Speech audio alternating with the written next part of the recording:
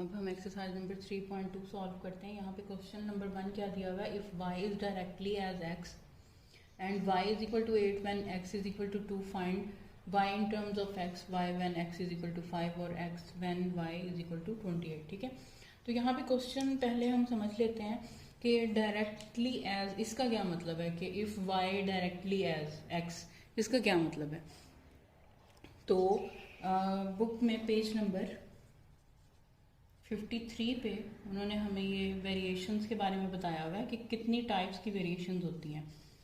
Variations हमारे पास 2 types की हैं, ठीक है, एक डायरेक्ट है और एक इनवर्स है।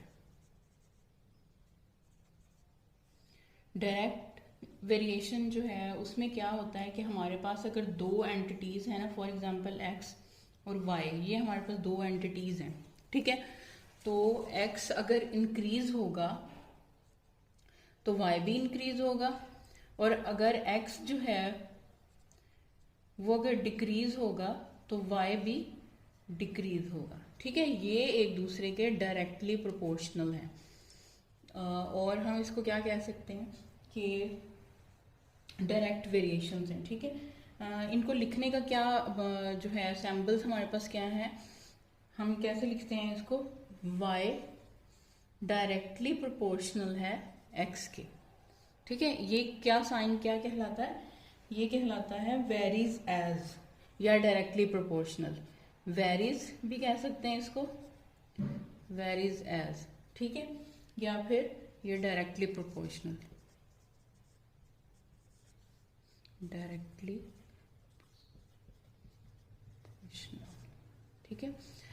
इसको लिखने का एक और तरीका भी है, हम या तो इस तरह लिख सकते हैं या फिर हम इसको किस तरह लिख सकते हैं, y इज इक्वल टू के और x।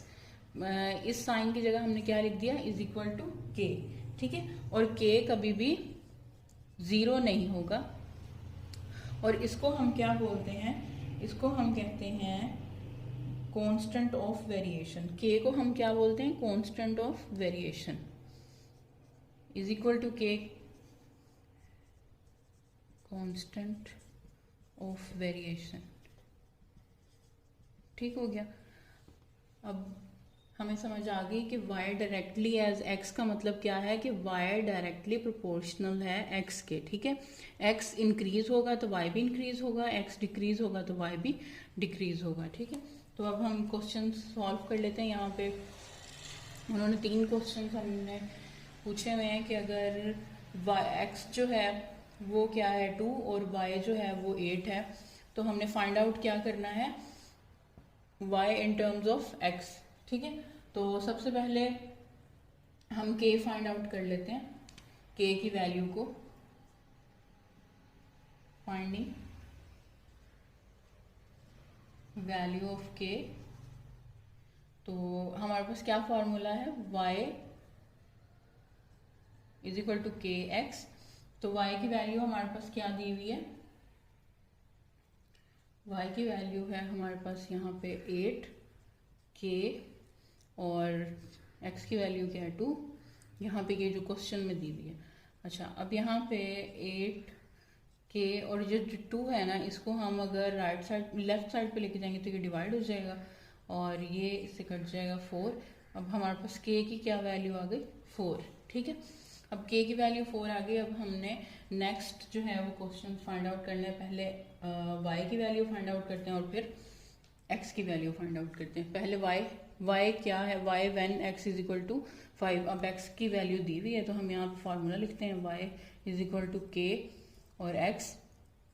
तो y is equal to k की वैल्यू यहाँ पे हमने क्या फाइंड आउट किया, 4, और ये x की वैल्यू क्या है 5, तो y इज इक्वल टू क्या हो जाएगा 20, ठीक है। यहाँ पे 20 आ गया। और उसके बाद यहाँ पे